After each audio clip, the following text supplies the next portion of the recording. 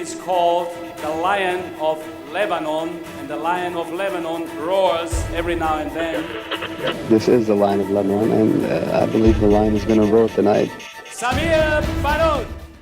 Samir Bannout, also known as the Lion of Lebanon, was born in Beirut, Lebanon, and is considered to be one of the finest bodybuilders in the sport's history. He is a Mr. Olympia winner and one of the best bodybuilders in the history of sport. His competitive career started when he was 18 years old, when he won his first award in the Teenage Mr. Universe contest in 1974. This triumph inspired him to go to the United States, where he contested against and beat bodybuilding superstars, eventually earning him a place in the International Federation of Bodybuilding Hall of Fame. Here's his story. Biography: Early years. Samir was born and reared in Beirut, Lebanon, where he developed an early interest in bodybuilding. He was awestruck by the physiques that sportsmen were able to carve out for themselves, and he was resolved to carve out a body that was identical to those athletes within his lifetime. As a consequence, when he was 16 years old, Samir joined the gym and started lifting weights, thus beginning his road towards fitness. First competition.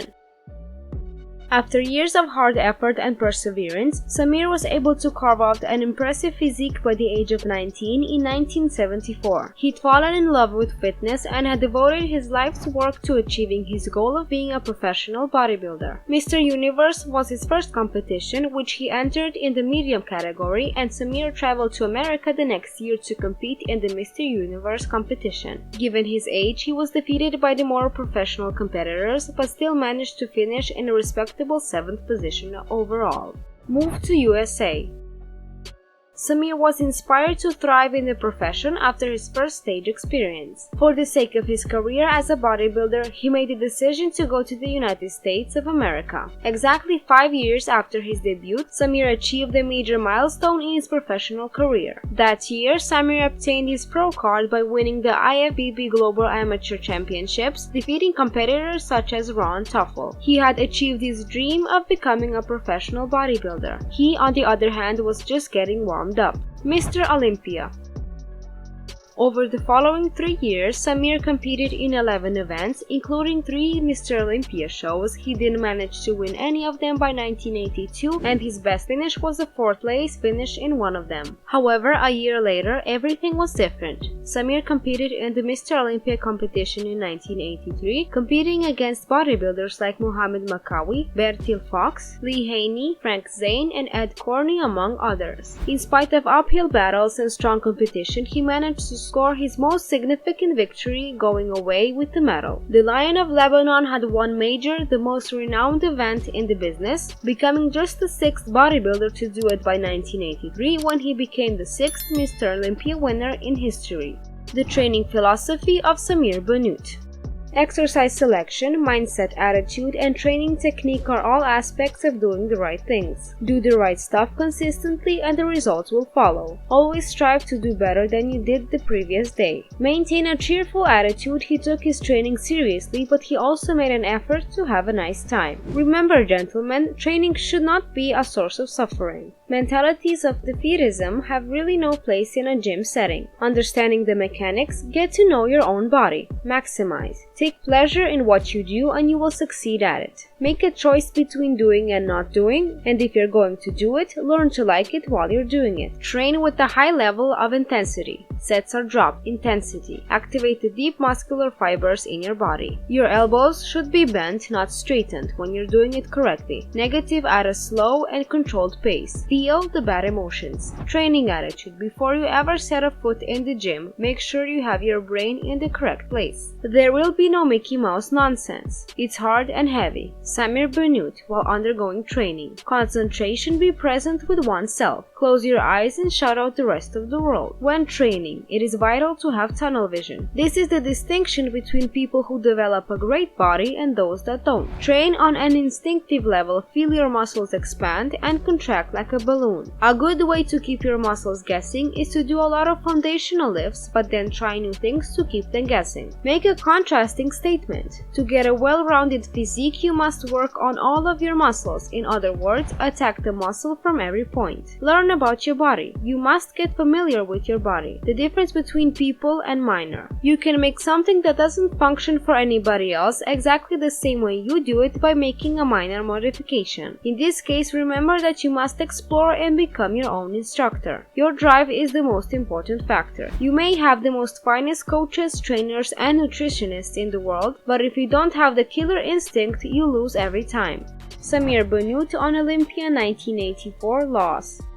Samir Bannout is a renowned bodybuilder who has achieved the uncommon distinction of only having won the Mr. Olympia competition once. That places him on a small list of professional bodybuilders that includes names such as Dexter Jackson. This in no way diminishes the significance of the achievement. There is nothing more impressive than winning one Mr. Olympia. Nevertheless, what caused Samir Bannout to slip down the ranking from the first in 1984 to 6th position the following year? It was no accident, according to Bannout, and it had nothing to do with his body. It was part of a deliberate strategy to keep him from achieving triumph. According to Samir Bannout, who recently spoke with us in an exclusive interview with GQ, he was purposefully denied the opportunity to win the Mr. Olympia competition in 1984. When it comes to his Mr. Olympia title and the subsequent aftermath, Samir Bannout is not upset with his prior career. Samir Bannout feels he should have been the winner of the Mr. Olympia competition in 1982, but he's more than satisfied with his one Olympia victory in 1983, which he considers to be the pinnacle of his career. He is well aware that he cannot alter the past. The Mr. Olympia contest in 1984 is a complete different tale. Samir Bannout feels he didn't only deserve to win, he believed that he had a winning body, but he was destroyed by league insiders. Bannout says he is not bitter about the defeat, but he is also not afraid to speak the truth. He claims somebody tampered with the results of Mr. Olympia 1984 to get an unfair advantage. According to Bannout, this is the primary cause for his slip from 1st to 6th position in the rankings. Samir Bannout's rise to prominence and eventually victory in the Mr. Olympia competition in 1983 are discussed in this portion of our chat. We also follow him through the years after his abrupt decline in performance. Bannout reveals how he changed up his methods to move from 16th place there at Mr. Olympia competition in 1980 to Olympia winner in 1983. He believes that he is pushing himself too hard and that this is causing a mental barrier in his growth. Once he recognized that less is more, he was able to chart a new course towards success. Everything came tumbling down in 1984 when he went from 1st to 6th place in the Mr. Olympia competition in a matter of seconds. Although Bannout does not identify names, he does describe how particular persons want to harm Bannout's image and hinder him from earning the Mr. Olympia title for a second time in his lifetime. According to Bannout, this is the primary reason for his much lower ranking. Samir Bannout cites 4 graphs of his body as evidence that he was a better athlete than the 6th place finishers. It was evident that Bannout and Lee Haney were neck and neck for the 1st place in the competition. Although Bannout does not get into detail about what transpired, he hints that his tight relationship with Joe Waiter resulted in some jealousy among his teammates. Those envious people conspired behind the scenes to dethrone Bannout as the sport's then current golden child.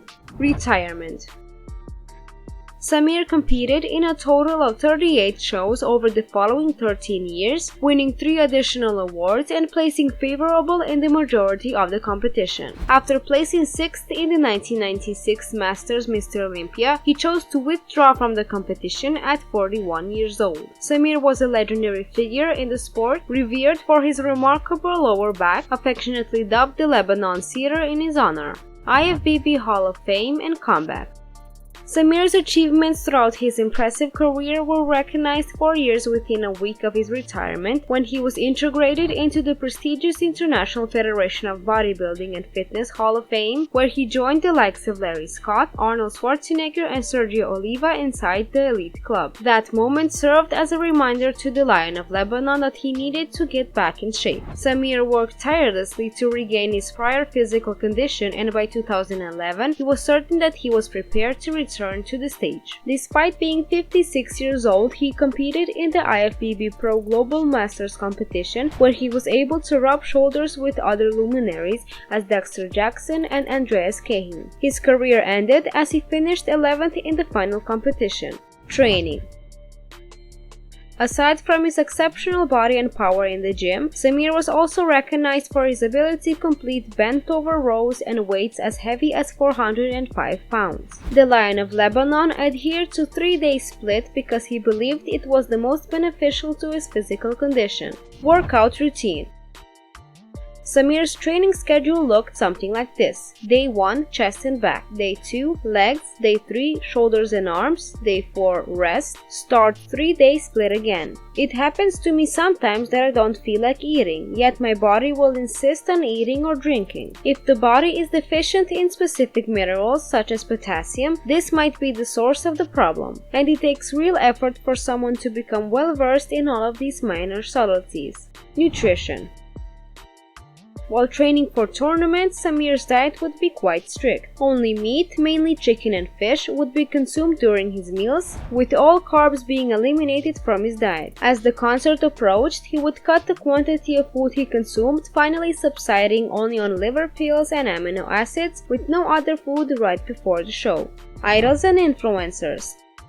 He has a lot of bodybuilders that he admires, including Chris Dickerson, Franco Columbu, Danny Padilla, and Tom Platz, who are from Romania. Tom Platz, he added, is without a doubt one of the toughest persons I have ever met, as well as one of the brightest and kindest people I have ever met. Nobody else could have done what he did for his physique, and I don't believe anyone else could have done it, because I don't believe he was given a talent by God. The only athlete that Samir looked up to was Arnold Schwarzenegger, who he believed to be his hero in his own right.